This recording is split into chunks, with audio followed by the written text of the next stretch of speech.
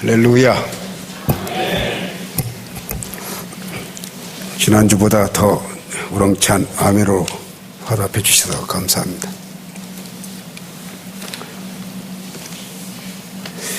성도 여러분은 스스로 성령이 충만한 사람임을 아십니까? 제가 지난주에 가장 좋은 선물, 그것이 바로 성령 충만인 것을 말씀을 드렸습니다. 본인이 성령으로 충만한 사람인지 아닌지를 확인해 보는 방법이 있습니다. 이제 두 가지인데, 첫째는 내가 지금 기쁨이 있는가? 만약 기쁨과 감사보다 원망과 우울과 짜증이 있다면 그것이야말로 성도에게 있어서 가장 큰 위기인 것입니다.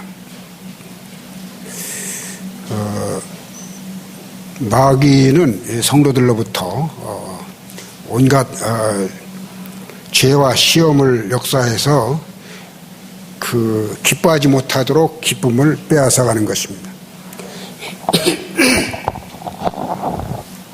마치 배터리가 있으면 자동차건 핸드폰이건 그 배터리가 떨어지면 더 이상 활동을 할 수가 없는 것과 마찬가지입니다. 기쁨을 잃어버리고, 저도 목사이고 제 밑에서 거의 8,000명 이상의 목회자들이 배출됐지만 우리는 1년에 350명씩 졸업하거든요. 목사 후보생이. 그러니까 25년 이상 했으니까 매년 25호를 곱해보세요. 그렇지만 저도 하루를 지나고 나면 배터리가 떨어져요. 새벽에 주님 앞에 무릎을 꿇고 기도할 때면 클클해요. 또 미워한 싫은 사람이 있어요. 코드가 안 맞는 사람도 있고. 배터리가 떨어진 것이죠. 기쁨이 충만해야 되는데, 그래서 다시 재충전받는 그런, 지난주에 일러드린 대로 먼저 내가 죄인 계수임을 회개하고, 내가 죄인 계수 중에 7번 가장 큰 죄인, 잔인한 더러운 놈인 것을 해결을 하고 예수님을, 사랑과 기쁨의 왕이신 예수를 영접하면, 예수의 지배를 받으면 다시 용서받은 기쁨과 감격과 그런 기쁨을 회복하게 되는 것입니다. 성령으로 충만한 또 다른 증거는 바로 전도하고 싶어지는 것입니다. 오늘 본문에 사도행 1장 8절에 오직 성령이 임하시면 땅끝까지 이르러 내 증인이 된다. 그 말이 전도자가 된다는 뜻이거든요. 제가 어려서 초등학교 5학년 때 부흥회 때 은혜를 받고 소위 중생 체험을 했습니다. 제가 살던 그 지역은 성결교 지역인지라 충남 예산 삽교인데, 영리 이성봉 목사님이 그때 당시 성결교 부흥사였는데 아주 은혜를 받았어요. 회개를 하고 은혜를 받았는데 너무나 기쁘더라고요. 그 증상이 여러 가지지만 은혜를 받으니까 막 이루 말할 수 기쁜 거예요. 이제 마치 그 구름 위에 둥둥 떠 있는 것 같은 그 세상을 내려다보는 그런 기쁨이 한마디로 다 표현할 수 있겠습니까? 여러분도 비슷한 경험을 하셨으리라고 생각하는데,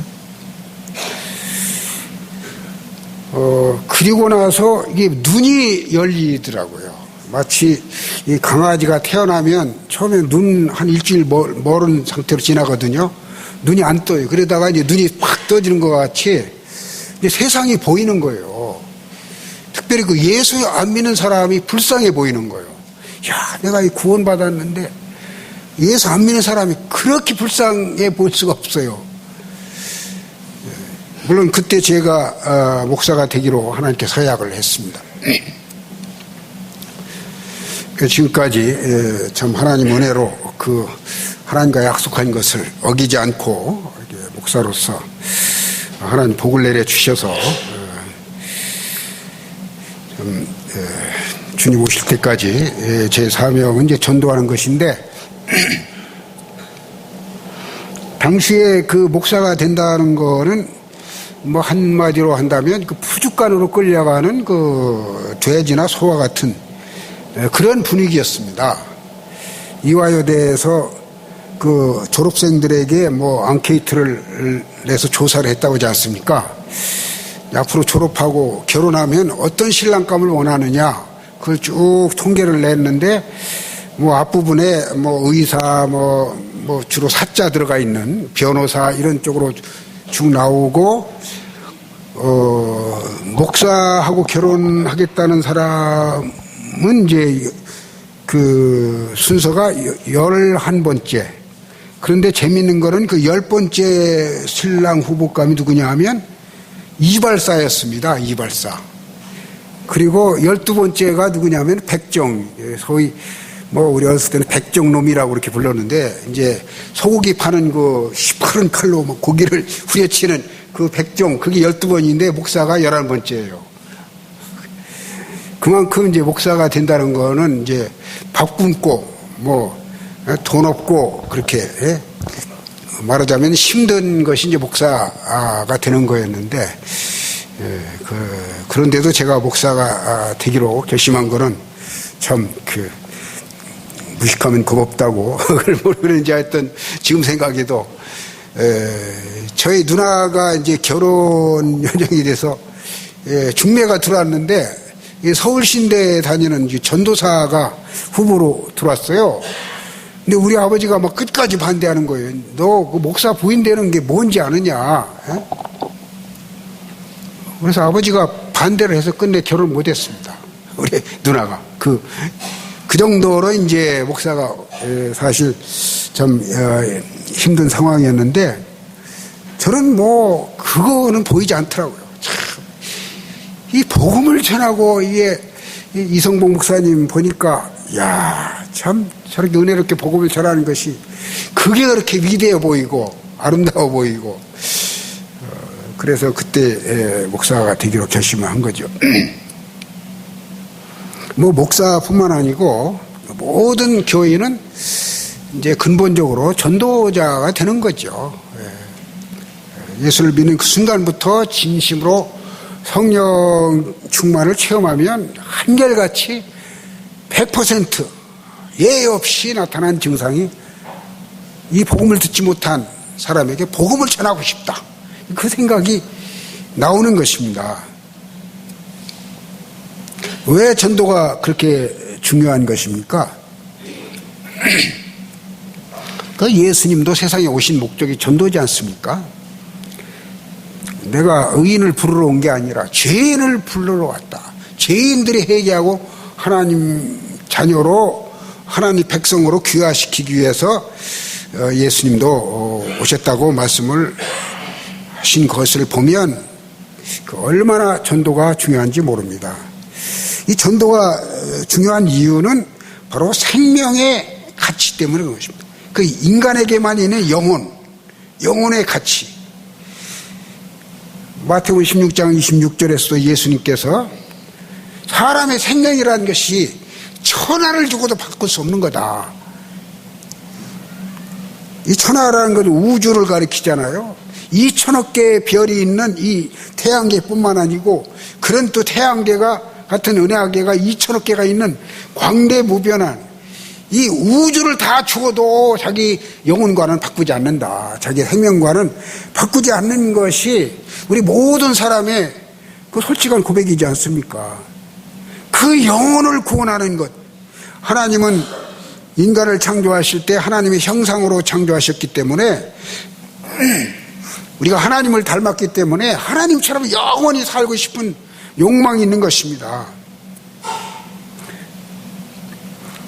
하나님처럼 영원히 왕으로, 하나님의 왕자로, 자녀로, 예수님께서 우리를 살리기 위해서, 우리를 구원하기 위해서 생명을 바쳤다면 우리 인간의 생명이 도대체 얼마나 소중한 것입니까? 예?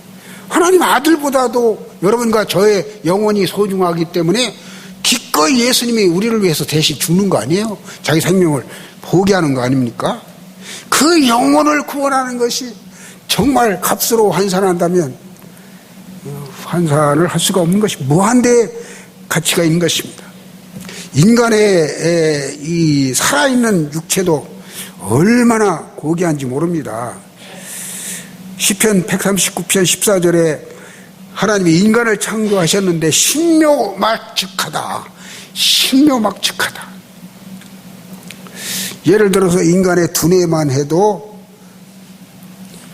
정부가 운영하는 그 전산실 그 700대의 슈퍼컴퓨터보다도 더 우수한 것이 인간의 두뇌라는 겁니다.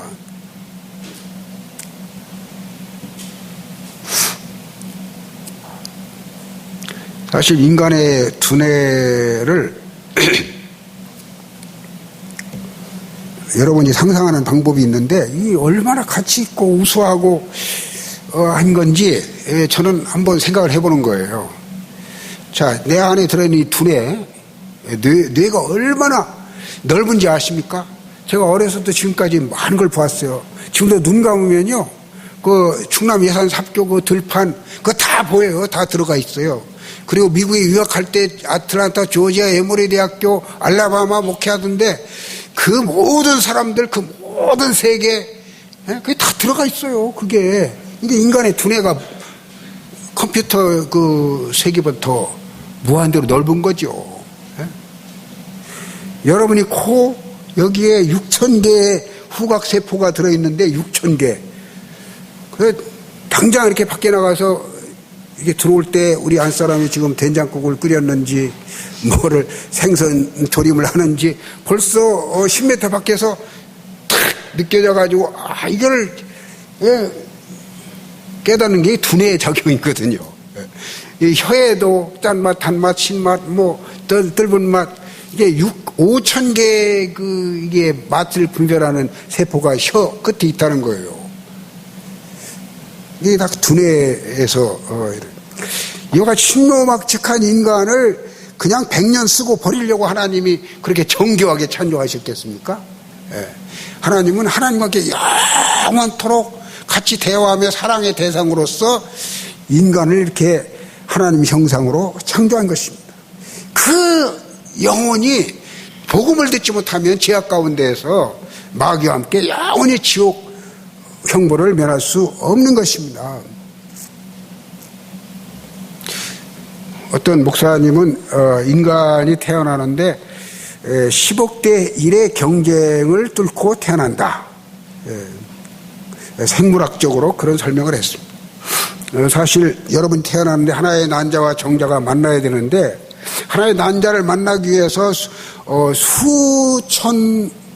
수만 개의 정충이 달려간다는 거예요. 딱 이렇게 만나야 이제 태어나는데 그러려면 그 태어나는 확률이 10억 대 1이라는 거죠. 그게 일본말로 아다리라고 그러잖아요. 딱 아다리 되려면 그 9억 9천 그 가능성, 인간이 태어날 가능성이 있었는데 하나님이 여러분을 세상에 보냈다. 여러분이 사명이 있기 때문에 해야 될 일이 있기 때문에 그래서 인간이 태어난 것은 사명을 가지고 태어난 것이다. 그게 바로 전도라는 것입니다. 이와 같은 하나님의 뜻을 깨닫고 항상 생각을 해야 인간은 자신의 그 본분을 사람 된 가치를 다 발휘할 수 있다는 것이죠. 그렇지 않으면 헛사는 거예요. 그 사명을 다 하지 못하면 그 헛사는 겁니다. 아무리 재산이 많고 아무리 명예가 많고 그래도 이 전도 영혼 구원하는 거를 하지 못한다면 그냥 하나님 앞에 무용지물 아무 의미가 없는 것이죠. 어떤 부흥사가 한 예화가 생각이 납니다. 용강 올꾼이 이야기. 평안도에 그 용강이라는 곳에 한 부잣집에 올꾼이라는 모습이 있었는데 어느 날 주인이 이 올꾼이를 불렀습니다. 올꾼아, 내일 아침에 강계에는 아마 북쪽 지도를 보니까 용강보다 북쪽이 돼요. 거리는 뭐 한나절이면 다녀오는 그런 거리인 것 같아요. 걸어서 내일 아침 용강에 강계에 다녀와야 되겠다. 그러니까 예 마님, 너 일찍 자라. 예 마님. 사랑방에서 이제 옛날에 머슴이 있었잖아요. 일찍 자고 그 다음날 주인이 올구나 일어났어. 이게 대답이 없는 거예요. 이놈이 화장실 뒷간에 갔는가? 거기도 없고, 들판에 걸음 주러 갔는가? 거기도 없고, 아무리 찾아도 없어요. 근데 한나절 뒤에 점심때 돼서 헐레벌떡 땀을 뻘뻘 흘리면서 올꾼이가 나타났어. 야 이놈아, 오늘 아침에 강계에 다녀올 일이 있다고 했잖아. 뭐 강계에 다녀오는데요? 아니 강계에 왜 가야 되는지 내 말을 듣고 내 뜻을 알고 갔다 와야지. 거기 갔다 오면 무슨 소용이 있어. 강계에 다녀오라 했잖아요. 오늘날 사는 사람들이 전도의 사명을 깨닫지 못하고 사는 사람들이 구와 같다. 특별히 성도들 가운데 전도를 하지 않은 사람들이 있다면 용강 올꾼이와 무엇이 다를 것이 있느냐, 그런 말씀입니다. 오늘 본문은 누가의 입장에서 보면 그 하나의 예수님의 유언입니다. 유언. 마지막 하늘로 가시기 전에 세상에 계실 때 마지막 사역의 마지막 그 유언과 같은 말씀을 하셨는데 그 핵심이 바로 8절에 있는 것입니다. 오직 성령이 너희에게 임하시면 너희가 권능을 받고 다이너마이트 같은 그 두나미스 강력한 파워를 받게 될 것이고 예루살렘과 유대와 사마리아와 땅끝까지 이르러 내 증인, 증거자, 마르투스, 순교하면서까지 증언할 수 있는 그런 전도자가 될 것을 예수님께서 유언으로 말씀해 주신 것입니다. 그러므로 기독교인의 정체성은 바로 전도자인 것입니다. 복음의 증인인 것입니다. 살아있는, 활동하는, 돈 버는, 결혼하는 그 모든 그 목적과 사명이 전도인 것입니다.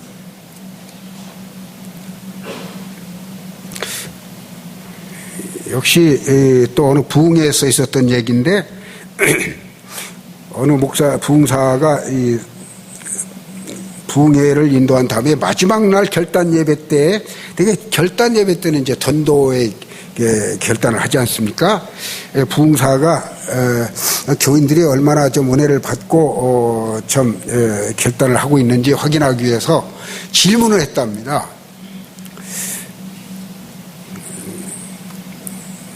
그래서 이제 대개 앞에 앉은 분들이 이제 은혜를 받는 분들이고 열성파들이니까 앞줄에 보니까 아주 그 예쁘게 생긴 그 미혼의 그 처녀가 앉아 있는 겁니다. 그래서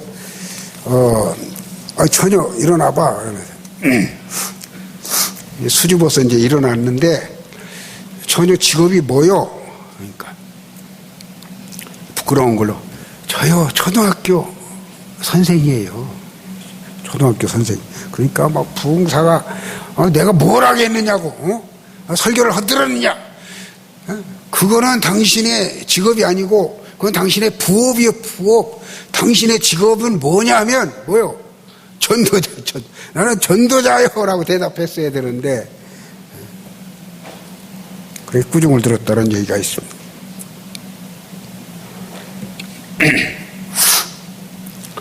이 전도를 할 때 무슨 베네핏을 받느냐, 무슨 혜택이 있느냐, 그거를 알아야 전도자로 기쁨으로 나설 거 아닙니까?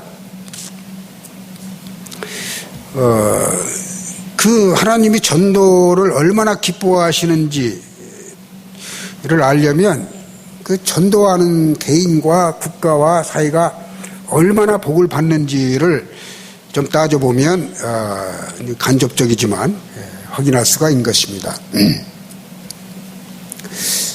저는 전도할 때마다 참 이제 기쁨이 있다.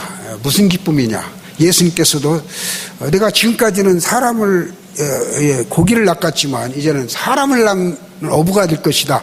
베드로의 그런 약속하셨는데 그 낚시할 때 그 고기 있잖아요. 막 팔뚝만한 고기가 올라오면 미국에 가면은 그 낚시터에 가면 막 이런 막 갈치가 막 올라오거든요. 그 기쁨도 있지만 사람을 낚아서 정말 예수 믿는 사람으로 만들 때 그 기쁨이 가장 큰 기쁨인 것 같아요. 예.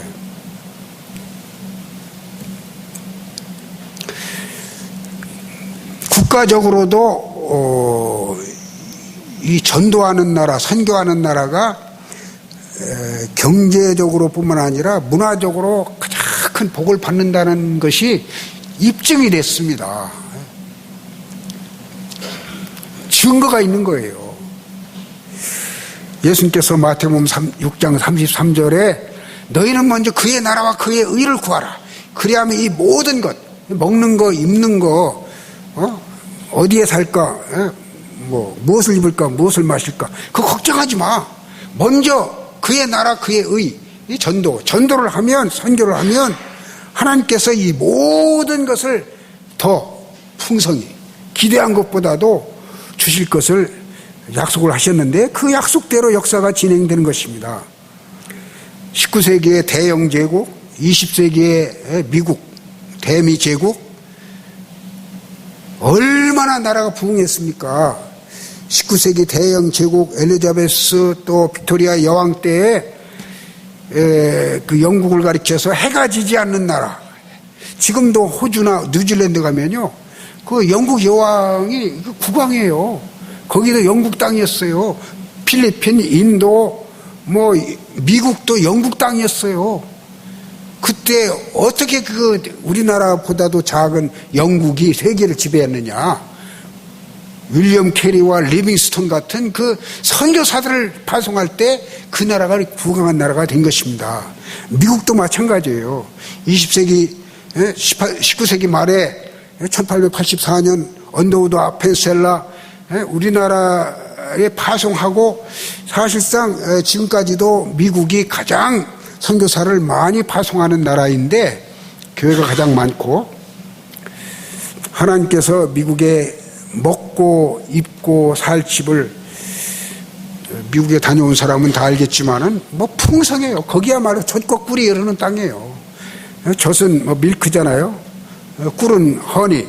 거기 가면은 우리나라는 꿀이 비싸고 그런데 여기는 들에서 난 꿀을 가짜로 만들기가 더 비싼 돈이 들어가니까 또 밀크가 얼마나 쌉니까?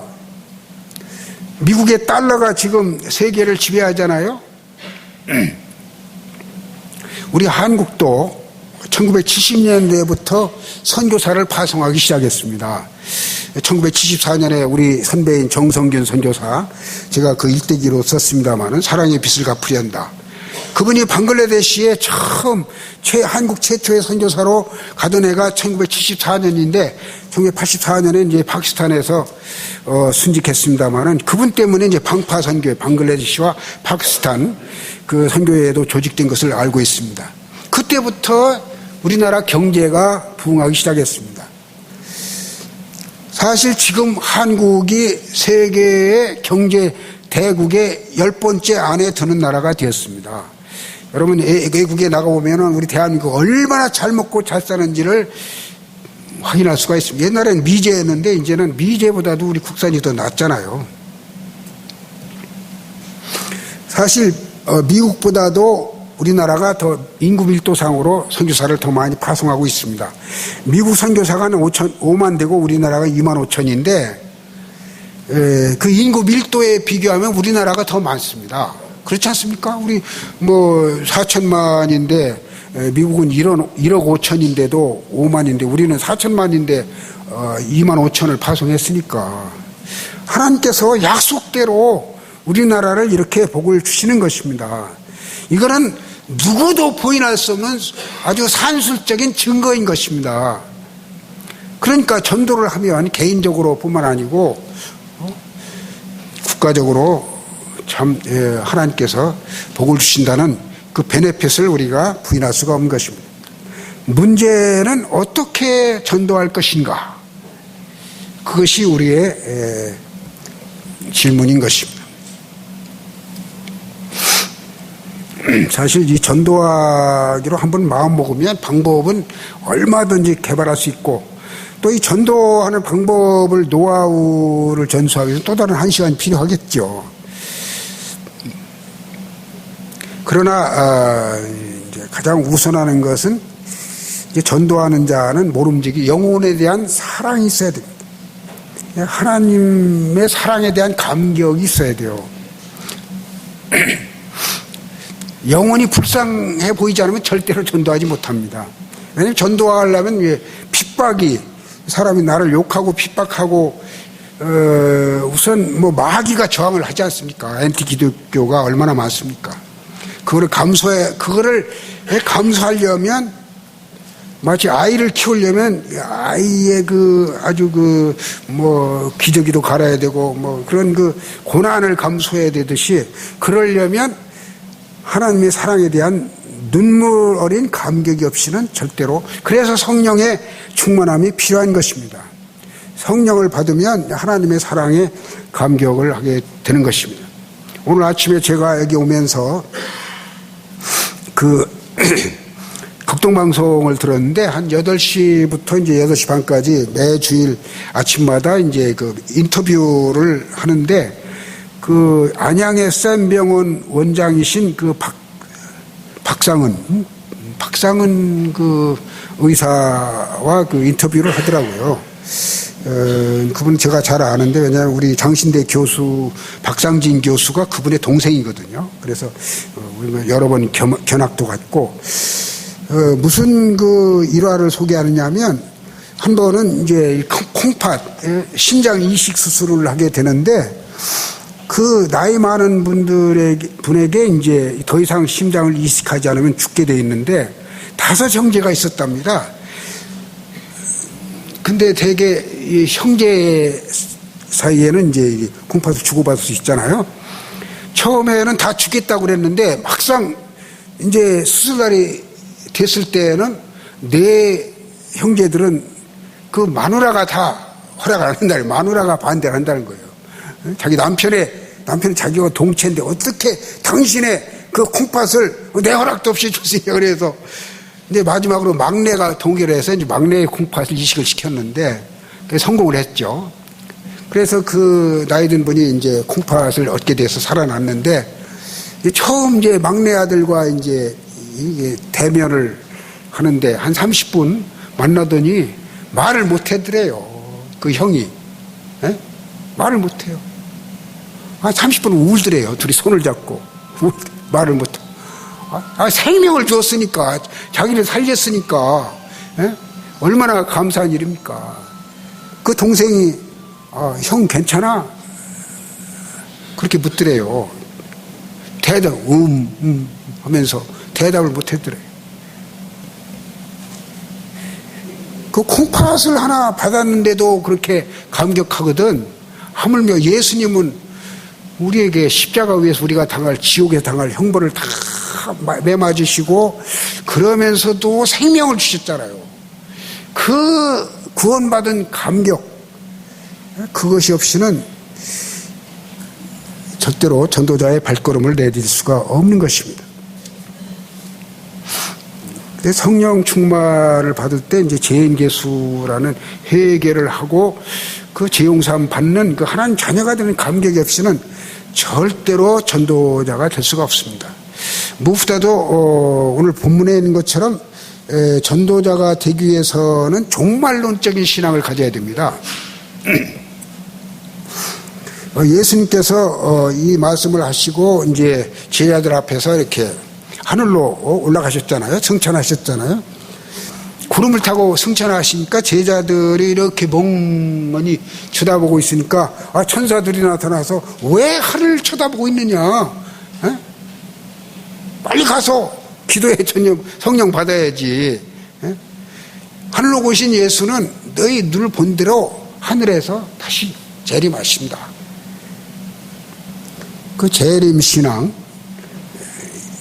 죽음 저편의 영원한 천국에 대한 기대와 믿음이 없이는 전도하기가 힘들다는 것입니다. 왜냐하면 이 세상이 얼마나 많습니까? 즐길 게 많습니다. 지금 한국 같은 경우는 영화 볼 것도 많고 가볼 것도 많고 만날 사람도 많고, 이 종말론적인 주님을 만날 것이라는 그 주님의 재림에 대한 고백 없이는 전도하기가 힘들다는 것입니다. 지구는 반드시 끝이 있습니다.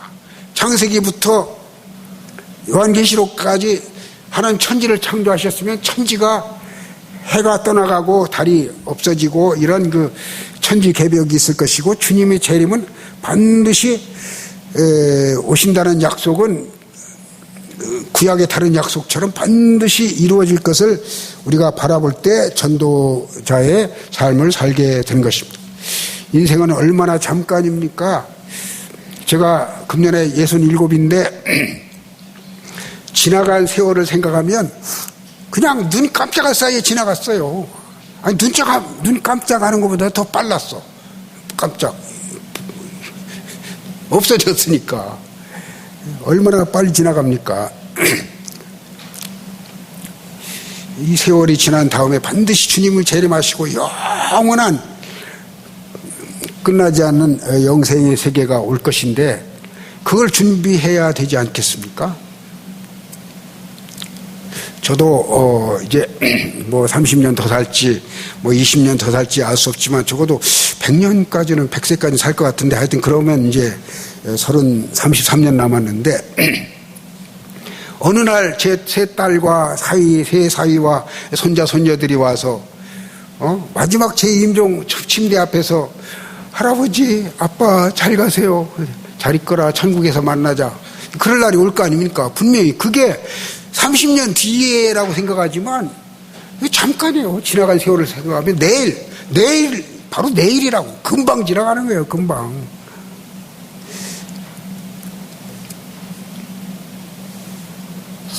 그 주님과의 그 랑데부, 재림, 그거를 바라볼 때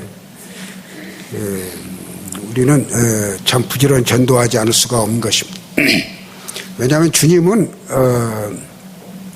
약속하신 대로 정확하게 상을 주시기 때문에, 우리가 다 영생을 얻지만 그 차원이 다 다른 거예요. 사람마다 받는 상이 마치 2달란트, 뭐 5달란트 주는 상이 다르듯이 행한 대로, 수고한 대로 의의 면류관, 생명의 면류관을 받게 되는 것입니다. 그러므로 전도자에게 있어서 가장 필수적인 도구는 바로 자기 부인입니다. 마태복음 16장 24절에 아무든지 나를 따라오려면 자기를 부인하고 자기 십자가를 치고, 이게 죽어야 된다는 거죠. 사실 전도를 해보면요, 내가 죽지 않고서는 절대로 전도할 수 없습니다. 그 사람 앞에서 내 학력과 내 명예와 나를 완전히 나는 죽었다 생각해야 교만도 없어지고, 그 사람이 껌 하나를 주고 전도지 하나를 주더라도 그 사람에게 내 생명이라도 당신에게 줄 각오가, 예수를 믿는다면 나는 당신을 사랑한다는 증거를 보여야 되거든요. 그런 사람이 거만하게 너 예수 안 믿어 지옥 갈 거야 이런 식으로 하면 안 되는 거예요. 내가 완전히 죽어야 되는 거거든요. 나의 세상 쾌락과 명예와 권세를 다 죽여 없애버려야 되는 거예요. 그걸 포기해야 되는 것입니다.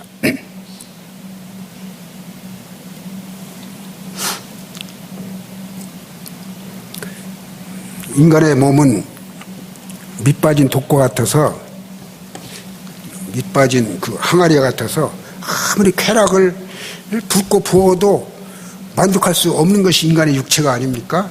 마약을 먹으면 더 진하게 마약을 먹어야 되듯이 그것이 인간인 것입니다. 이거는 잠깐 지나가는 것입니다. 이 잠깐 있는 세상을 위해서 우리가 분주하게 사는 것보다는 복음을 전하는 것이 얼마나 참 지혜로운 삶이고 가치 있는 삶이겠습니까? 이 전도하는 방법에 대해서 뭐 많은 얘기를 할 수 있고 또 다른 한 시간이 필요하겠지만 제가 이 자리에서 몇 가지만 간단히 말씀드리면 그냥 그 전도할 때 막 지하철에서 예수 천당 그래서는 안 된다는 거예요. 저는 전도는 예수님을 전하는 거거든요. 예수님을 소개하는 건데 예수님 멸시천대에 받게 하면 안 된다는 거예요. 예수님이 요거도 먹게 하면 예수님 하늘의 왕 우리를 구속한 천지 창조주이신데 그분을 소개할 때 받는 사람이 그분에 대한 가치와 존엄성을 인식한 상태에서 복음을 전해야 되는 것이죠. 그래서 저는 전도를 줄 때 이거 읽어보겠습니까? 안 읽어보겠습니까? 확인하고 주는 거예요. 내가 전도지를 만들었는데 그냥 주면요 그냥 휴지 조각처럼 예수님 짓밟아버린 거 휴지통에 쓰레기통에 던져 넣는 것입니다.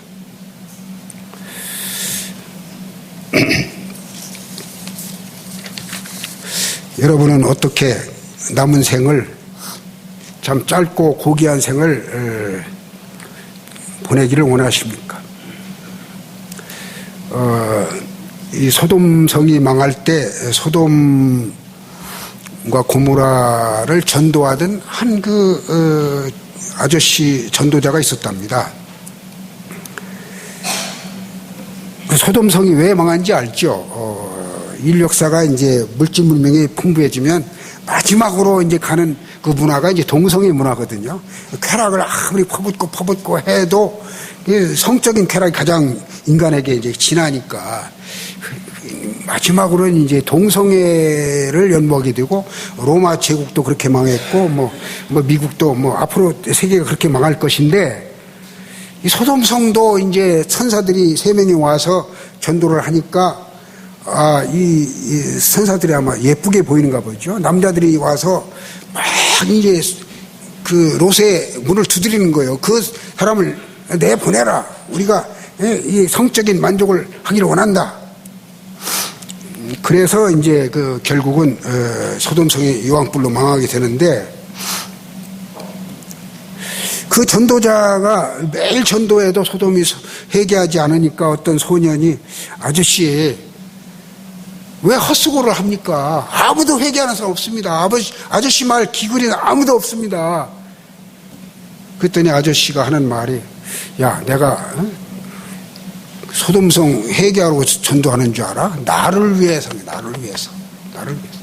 내가 믿음을 지키는 방법이 이것이기 때문에 내가 전도하는 순간만큼은 내가 하나님께 간구하게 되고 내 세상 쾌락에 빠지지 않고 영원한 천국을 기다리는 그 전도할 때 내가 살기 위해서 전도하는 거야.